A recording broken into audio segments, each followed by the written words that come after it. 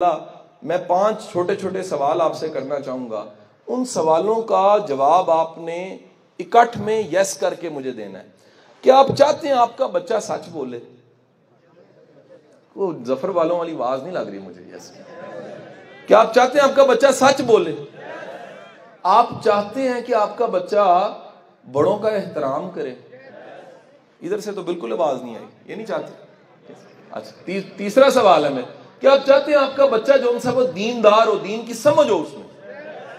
کیا آپ چاہتے ہیں کہ آپ کا بچہ جو ان سا ہے وہ علم دوست ہو, کتاب پڑھے, علم دوستی ہو؟ کیا آپ چاہتے ہیں آپ کا بچہ دوسروں کی زندگیوں میں آسانیاں پیدا کرے؟ یس. حضور والا یہ بچے میں نہ پیدا کریں, 5 چیزیں اپنے اندر پیدا کریں. یہ تبدیلی کوئی نہیں آنی. ہمارا مسئلہ یہ ہے, یہ 5 نصیحتیں ہم ساری زندگی بچے کو کرتے رہتے ہیں. پریکٹیکلی جا کے دیکھ لیں, لوگوں کے گھروں میں لڑائی انڈا نہ ملنے پہ ہو رہی ہوتی ہے, پراٹھا نہ ملنے پہ ہو رہی ہوتی ہے, چائے ٹھنڈی ہو رہی ہے اس پہ مل رہی ہوتی ہے لڑائی. اور یہ سارے جھگڑے, سارے مسئلے, پیرنٹنگ کی جتنی مرضی کتابیں پڑھ لیں, جتنا بچے کی شخصیت پہ ماں باپ کے جھگڑے کا اثر ہوتا ہے نا, آپ سوچ نہیں سکتے. یعنی ایٹم بم سے قوم فنا ہو جاتی ہے, بچے کی نفسیات کی دھجیاں اڑ جاتی ہیں جس گھر میں لڑائی جھگڑے بہت زیادہ ہوتے ہیں. بچے کرمنل ہو جاتے ہیں, بچوں میں انسیکیورٹیز آ جاتی ہیں, بچے کی پوری پرسنالٹی جو ان سی ہے وہ تتر ہو جاتی, فارغ ہو جاتی ہے. اور وجہ صرف کیا ہے, گھروں میں سکون کوئی نہیں ہے. حضور والا اس تربیت کا آغاز بچوں سے نہ کیجیے, اس تربیت کا آغاز اپنے آپ سے شروع کیجیے. ہم سارے دنیا کو بدلنا چاہتے ہیں, ساری دنیا کو بدلتے بدلتے سوچتے نہیں ہیں یار خود کو بھی بدلنا ہے. یہ اپنے اندر تبدیلی آئے گی تو پھر کسی کے اوپر اثر پڑے گا. ہماری ذات میں, ہمارے خیال میں, ہمارے افکار میں, ہماری عادتوں میں, ہمارے رویے میں تبدیلی نہیں ہے. مجھے میرے استاد نے سکھایا, واسف علی واسف صاحب نے, آپ فرماتے تھے سخی ماں جڑی ہوندی ہے نا وہ سخی پتر پیدا کرتی ہے. کیونکہ سخاوت بچے نے ویکھی ہوندی ہے تو سخی ہوندا ہے. جڑے بچے نے سخاوت ویکھی کوئی نہیں ہے, جنہیں سخاوت نام کی چیز نہیں ویکھی, وہ سوچے گا سخاوت کی ہوندی ہے, وہ تو گلاں ہی نے. سچ بول دیا ویکھے گا نہیں. تے ابا کہے گا پتر باہر کوئی ملن آیا, ان جا کے کہہ دے ابا گھر کوئی نہیں گا, وہ باہر جا کے یہی کہے گا ابا کہندا پہ ابا گھر کوئی نہیں گا, یہی کہے گا, کیونکہ سچ بولتے دیکھا کوئی نہیں ہے. حضور والا ہمیں بچوں کی تربیت کے لیے, اچھے بچوں کی تربیت کے لیے اچھا والدین بننا پڑے گا.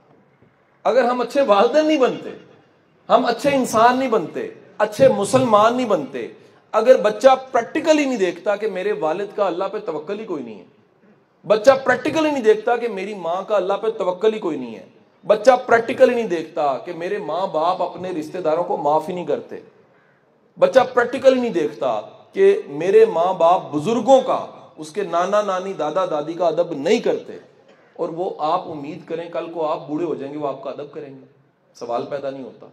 جو کمیٹی آپ نے ڈالی ہوتی ہے سر, وہ کمیٹی نکل آتی ہے. اس پوری کائنات کے نظام میں ازل تا ابد سب سے بڑی کمیٹی تو آخرت ہے, لیکن کمیٹی کا ایک حصہ یاد رکھیے دنیا میں شروع ہو جاتا ہے. بندے نے جو بویا ہوتا ہے اس کو کہیں نہ کہیں زندگی میں کاٹنا پڑتا ہے.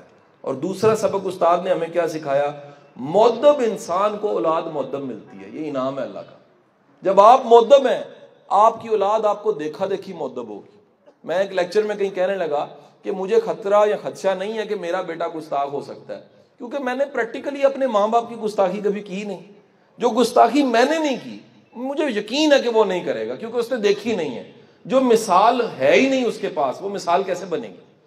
سو خدا را اس ظفر وال سے ہمیں ایک ابتدا کرنی چاہیے کہ جہاں اتنے دیندار, اتنے جینٹل مین لوگ بیٹھے ہیں, ایجوکیشن کا ریٹ اس بیلٹ میں بڑا اچھا ہے, لوگوں کی سوچ بڑی اچھی ہے, عاشق رسول اس بیلٹ سے ہیں, بریو سولجر اس بیلٹ سے ہیں, بہادر غازی اس بیلٹ سے ہیں, شہید ہونے والے بیٹے بھی اس بیلٹ سے ہیں.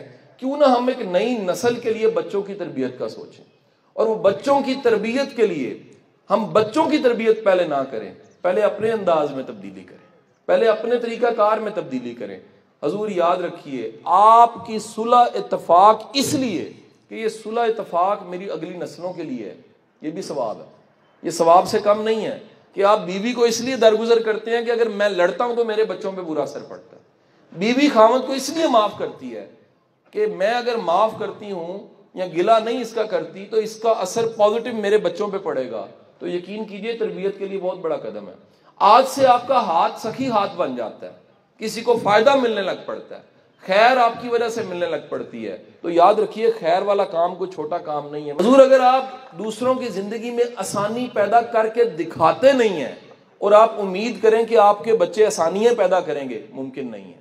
ہمارے ملک میں ایک بڑی تعداد ایسے مسلمانوں کی ہے جنہوں نے قرآن پاک کو ترجمے سے نہیں پڑھا، کبھی زحمت نہیں کی کہ قرآن پاک اللہ کی کتاب جو ہمارے لیے نازل ہے اس کو کھول کے تو دیکھیں، اور یقین کیجئے آپ ایک آیت پہ پورا یقین لے آئیے، پورا قرآن ہی حق ہے، زندگی بدل جاتی ہے۔ میرا اللہ کہتا ہے وہ نیکی جو تم نے کی ہے اور تم صلہ بندوں سے چاہتے ہو نہ لو، پوری کائنات میں سب سے بڑا قدردان اگر تمہیں ملے گا تو اللہ خود ملے گا۔